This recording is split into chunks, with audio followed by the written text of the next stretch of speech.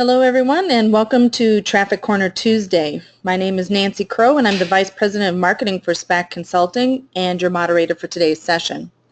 Before we begin, I just want to remind everyone of a couple housekeeping rules.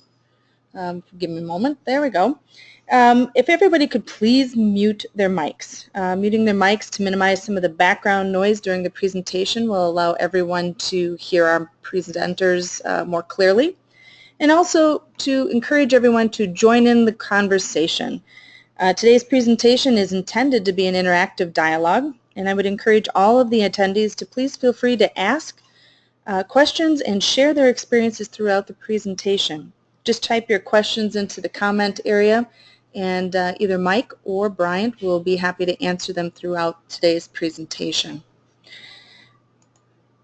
Oh, let's see here. There we go.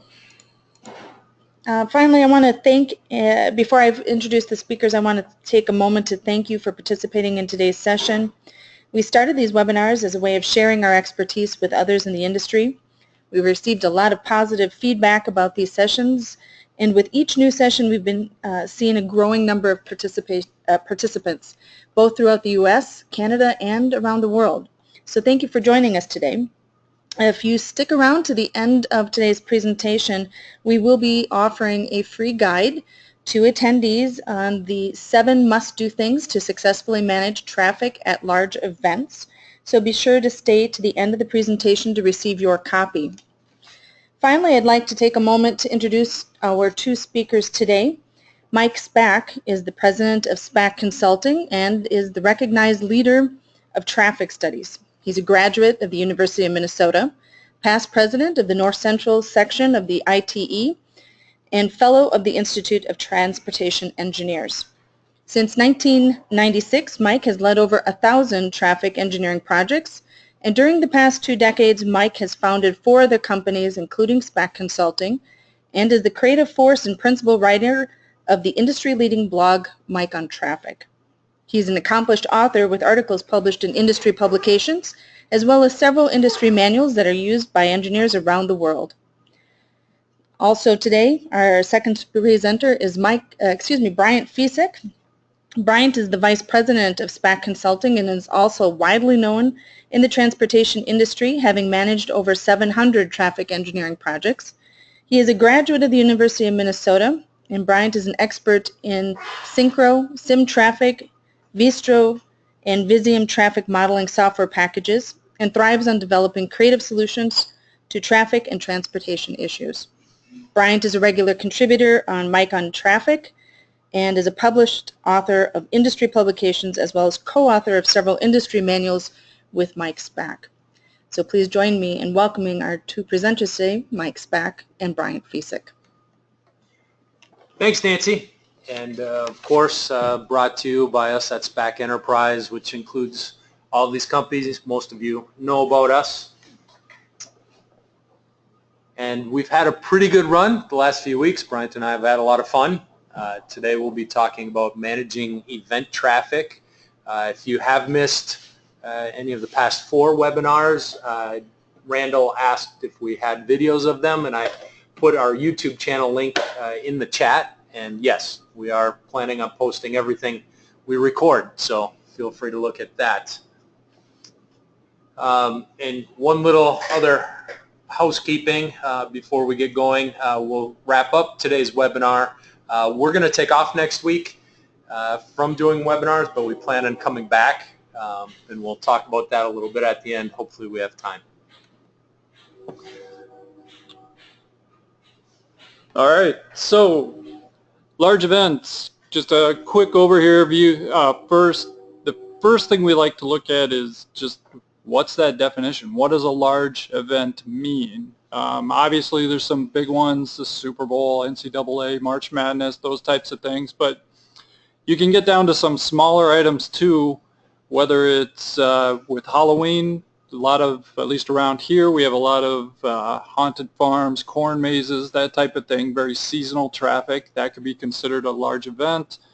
Farmers markets, depending on how often they operate, that could be defined as a large event. So really when you look at a large event, that definition can be a little bit fluid. It doesn't necessarily mean hundreds of thousands of people each time. It could mean just a seasonal event that's attended by a couple thousand. It could be a small stadium for 5 to 10,000. It could be these larger events. So there's really kind of a fluid definition for that.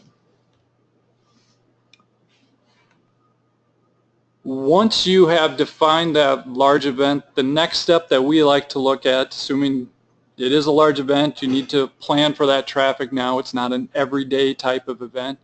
But what are the goals? What are you trying to solve? Obviously, for larger events, you're not going to make everything level of service A. That's a waste of resources, too much pavement, too much for what is essentially a small amount of time. So are you looking to improve safety? Are you looking to encourage other modes of traffic? Just trying to define what are your real goals as you look at large events and what you do with them in terms of traffic. Yeah, and to piggyback on what Bryant said, often our experience is a large event is certainly in the eye of the beholder. An event that draws a few hundred people in a peak hour out in a very rural area can be seen as a large event. We've worked with a small Buddhist temple that didn't have that many people coming, but they had an event once a year that drew a couple hundred cars, and we had the county required them to do a management plan that we worked on, and then we've worked on events that'll draw 20, 25,000 people a day, and clearly any of us would say you need a detailed management plan for that. So that's kind of the basis for where we start. So case study that we're going to look at today, Fright at the Farm. So we thought it fit in given Halloween yesterday. This was a basic kind of a haunted amusement, entertainment, that type of thing. So not huge. We're not talking big stadium traffic. It's not the new Viking Stadium. But it is out in that rural area that Mike was talking about, kind of a sleepy area, not much traffic normally, but now we throw this in there. Now for the month of October, you've got what is defined as that large event. So here you can kind of see the area. We're southeast of the Twin Cities, right off of a highway there. Map on the right, you can see our location. So off of the U.S. highway that has about 23,000 vehicles per day. State highway up there. Rochester, Minnesota is further southeast. So kind of between the two population areas, but again, right off the highway. Yep. Single point of entrance, ingress, egress. State highway is a 4-lane divided roadway, and our driveway does have a left turn lane at it. Yeah, full access.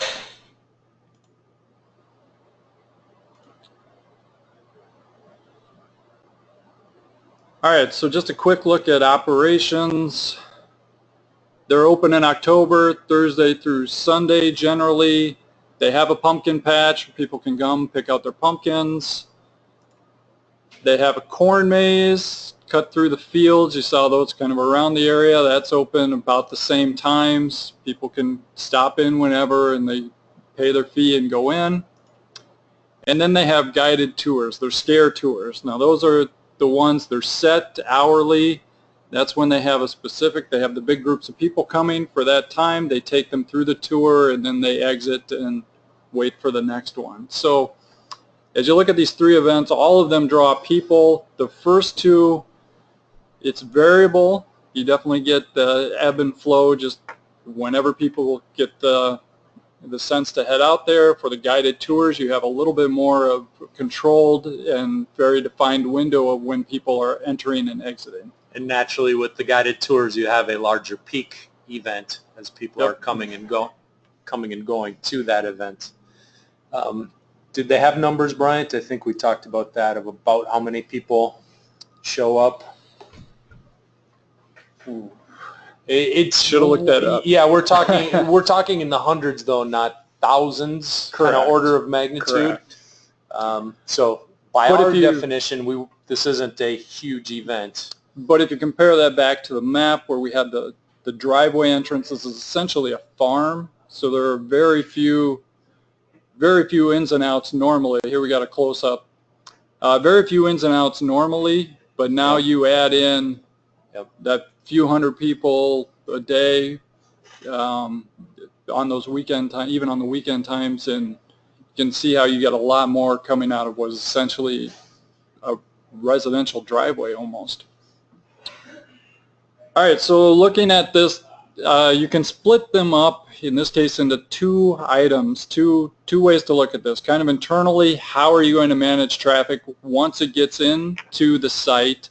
And then externally, how do you manage traffic coming and going to the site using the public roads? So first we'll focus on the internal here and just some questions as we go. So coming back, we define this as a large event. So now what are our goals? As we talked with the state, as we talked with the operators of this event, one of them is just keeping traffic moving, keep it off the highway. So you don't want that backup where people are backing up onto the through lane. You're causing through traffic to weave through. You get a lot of conflicts there. So how do you keep traffic moving through that driveway?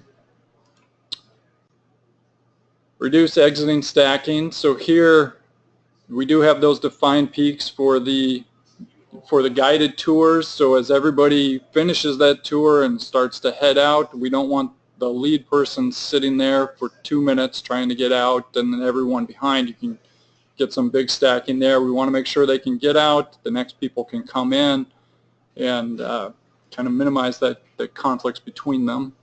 So, and one thing to note is in this study we did not do, I mean, you could go as far to do a lot of VSIM modeling.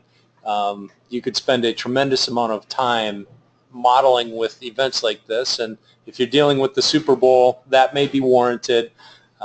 Here, I mean, given the size and kind of cost, benefit, expense, all of those things, we didn't get into heavy modeling, especially since there's an exceptionally long left turn lane already built and a shoulder here to be used as a right turn lane. So kind of the big safety is to make sure that we're not stacking out into the through traffic that's going 65 miles an hour. We want to keep them, just want to make sure we can keep people flowing into the site though. But really we're focusing, a lot of our work ended up talking with the internal operator. They were concerned about making sure people could get out of the site and work on those issues. And of course then MnDOT, the DOT, was concerned on making sure we didn't have the stacking coming in.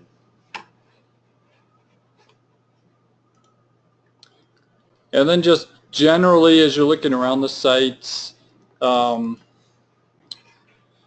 minimizing conflicts. So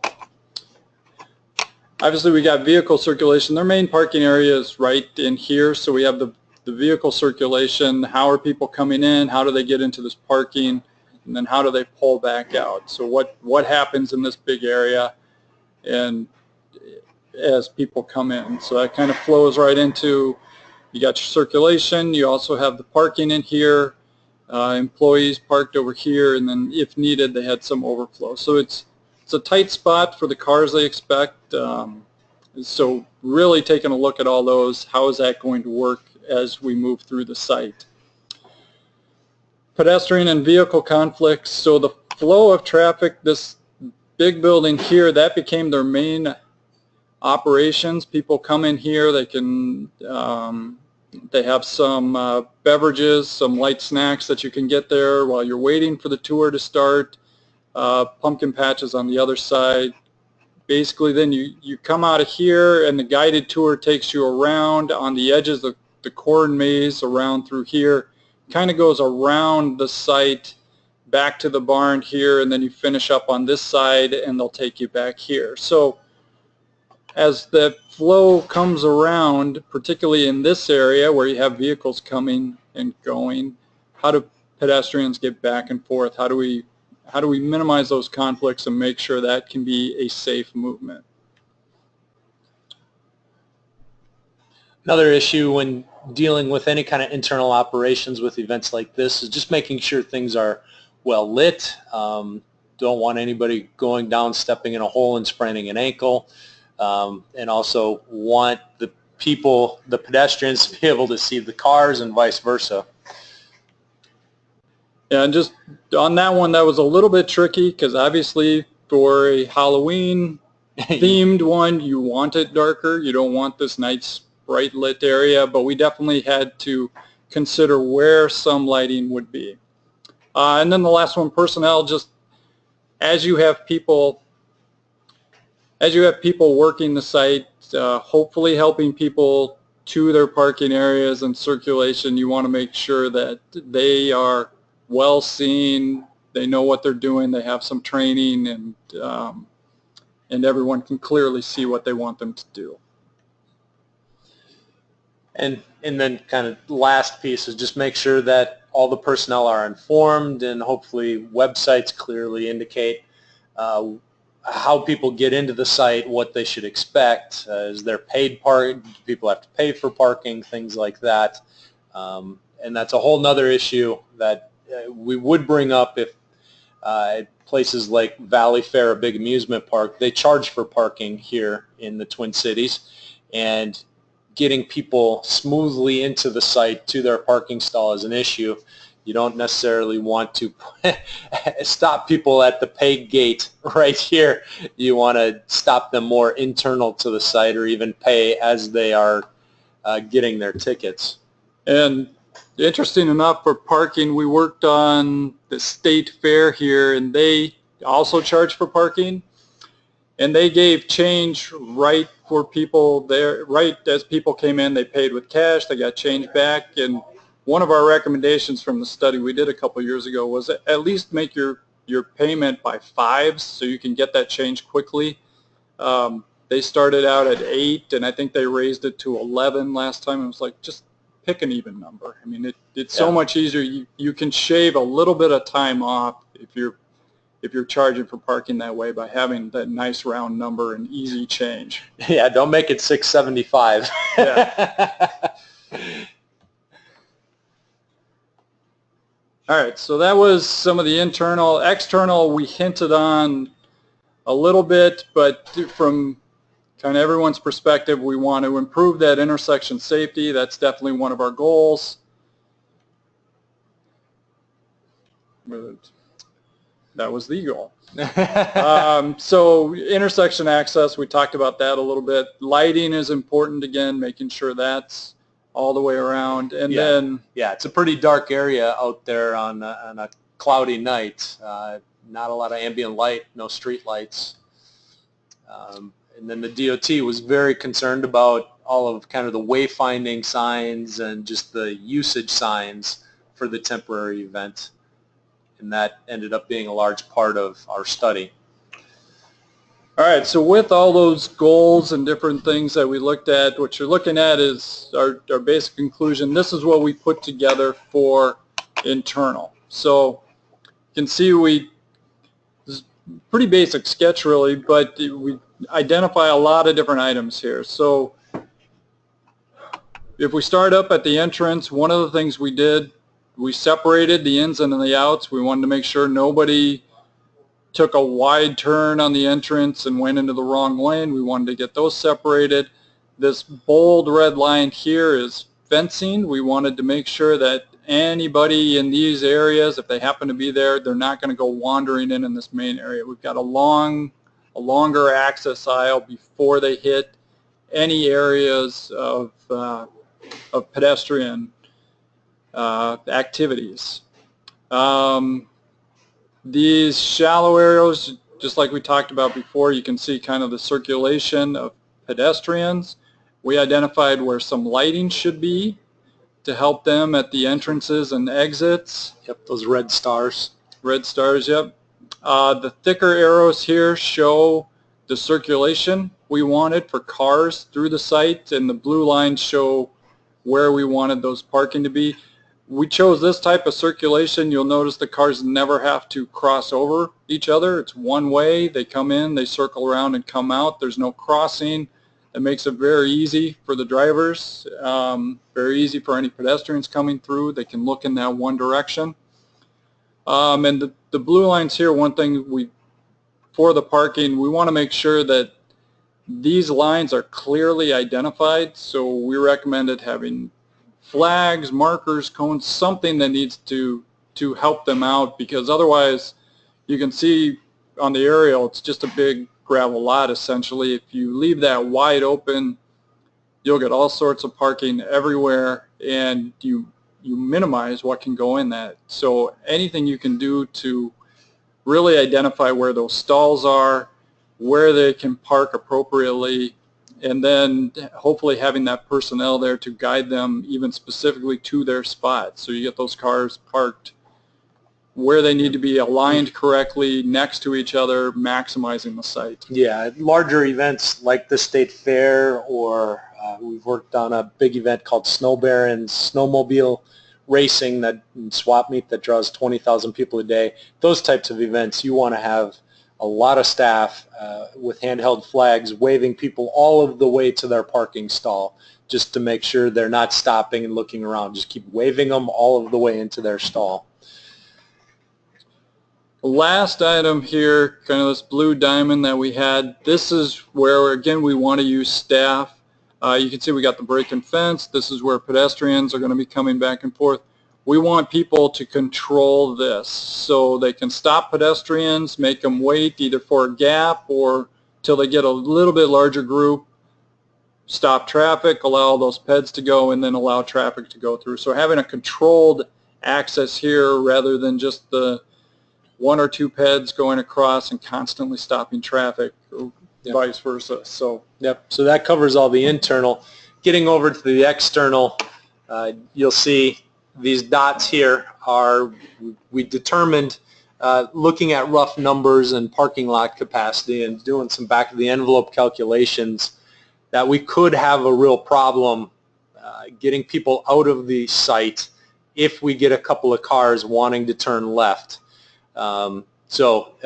Talking it through, doing our own analysis, we ended up deciding this should be a 3/4 access intersection, full ingress from the north and the south, but forcing everyone leaving the site to take a right and to go down about 1/8 of a mile to the next median break that had a left turn lane, and then they'd make a U-turn.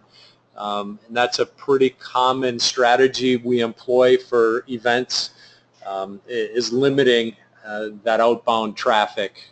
Those left outs, conflicting the left in and a left out, we just thought there was too much of a safety risk here.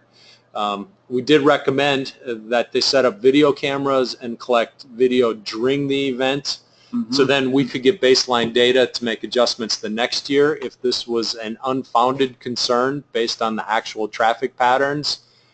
We're open to making this a full egress out, but starting out, we wanted to limit that and then collect good existing data on how the event actually operates. it's always easier to start small, limit first, and then open up if you need to. Going the other way gets tougher. So then kind of the last big piece, so that was more of the internal operations, and then you can see the driveway right here.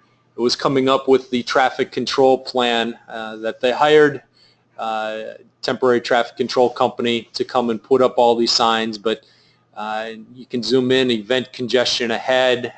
We put spacing down the highway to let the operators know of the signing company where they should put things. We wanted to put the existing signs out there so they would have a frame of reference, and we basically designed this traffic control plan per the MUTCD, the Manual on Uniform Traffic Control Devices. So one key aspect was no parking. MnDOT was very concerned with ending up with parking along the highway. That can be a problem with these kinds of events. So that was a key we had to make sure we had in there. Yeah, we made sure they put that on their excuse me, on their website as well. That was a key point, no parking on the highway. The spacing, like Mike said, we got the existing and the proposed. This lets us see that, yeah, we're going to be able to see all those signs. It also makes sure that we don't have any conflicting signs out there, and there were no signs that we needed to cover up or anything like that. Yeah, that's a good point. Whenever dealing with a temporary plan like this, you want to lay it out with the existing signs to make sure you're not putting your signs 20 feet away from the existing signs. You want to tweak and take the MUTC guidelines and then tweak it a little bit if you need be to make sure you have good visibility and give people enough time to process each of those signs as they're driving by. And then kind of a last point here, we had a portable changeable message sign, so just you can see we're quite a bit away, but we're giving people that heads up, hey, event traffic ahead, and if you're through traffic, if you're just coming through on 52, keep left. That keeps you away from the right turn lane in case there happens to be a long queue of cars that happens to spill out. We're keeping them on the other side to try to minimize those conflicts again. So that's a quick run through of a smaller event that we've done. It kind of lays out some of how we go about setting up the goals, talking to both the government agencies as well as the operators, and then thinking through the elements of the plan. So if anyone has any comments or questions, please use the chat feature. And while we do that, just to reiterate, we will not be having a traffic corner next week, but we're having a lot of fun doing this, and it's pretty fun that we're getting 30 to 40 people to watch the events to join us live, and also we're getting about 50, 60 people watching the recordings on our YouTube channel. So we're here to help improve traffic around the world, and this seems like it's lining up. So we will be continuing to do it. Please, if you have any ideas along with continuing to do this, we came up with 5 ideas quick to do this little experiment. We have some ideas and case studies to extend this out, but if any of you have any ideas of general topics or specific case studies or combination, please shoot me or Bryant an email, because we love to collaborate. And whether you give us the idea or you want to be part of this, we're open to collaborating. And then, okay, see a question over here. If I can get the mouse working. Did the event organizer mention any issues occurring during the event, or if this was just this year, will you be checking in with them about any issues? This is an ongoing event, and it used to be a pumpkin patch, and now they're growing into the haunted maze and those things. So, and they plan on continuing to do it. Correct. But we have not had any feedback of how things went the last couple of weeks, is my understanding. No, they just anecdotally I heard from the state that things seem to work okay, but I don't believe they have reviewed the video yet, and and we're not actually run any numbers. We're not sure we're going to be involved. The operators of the event installed a permanent camera or semi-permanent camera out there, and we're collecting their own video, so we're not part of that. So they're working directly with the DOT, and unless there are big issues, I don't think we will be pulled back into the event. I think the organizer and MnDOT traffic engineer will tweak things without us being involved. Feel free, if anyone else has any other questions, to put them into the chat. And with that, Nancy mentioned at the beginning here that we do kind of have a checklist that we go through. 7 items we kind of look through whenever we're doing this event planning, and we've put those together in a PDF for you. So feel free to text us or send Nancy an email, and be happy to send you that guide. And one thing, since we're wrapping up here, one thing I didn't mention, a lesson learned, we've had good weather this year, but past events I've done that I've had feedback on is to make sure that the driveway, if it's dirt, that you have enough gravel so you can have vehicles get into the site in case it rains. That's always best practice, to kind of beef up that driveway for especially the ingress. If it becomes a mud pit right off the highway, you're really going to screw things up. So that's one thing we always include. So how do you predict the generated traffic at such events? That is definitely a collaboration of in advance working with the event organizers, asking them, well, do you have any previous data? What are you planning for? How many people do you think are going to show up per vehicle? Usually it's an educated guess as well of trying to say, okay, we think we're going to have 2.5 to 3 people per vehicle, an occupancy rate, and then applying that to how many, the capacity of the parking lot or other such things. But really it's a lot of estimating and then using a little statistics to come up with some peaking factor and talking to the event organizer. I believe ITE has some data on arenas, like football stadiums, American football stadiums, but it's pretty outdated, and we typically... And limited. And so we typically work closely with the organizers and think through that occupancy rate is really the important detail.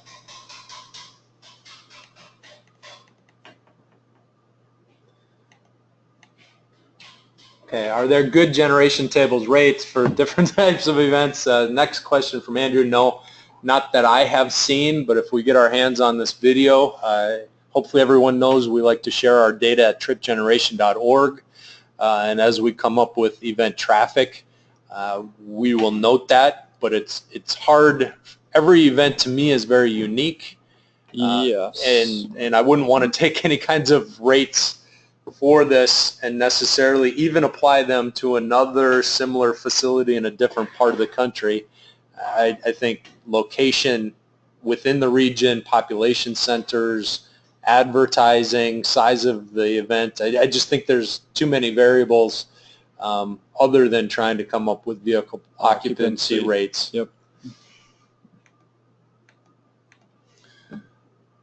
Okay, with that, we're going to shut down the webinar. Feel free, again, to email us with ideas, questions, comments, both on today's webinar and also any ideas for future webinars would be great. So looking for feedback there. And reach out to us if you'd like to get our checklist here for events. Thanks, everyone. All right, thank you.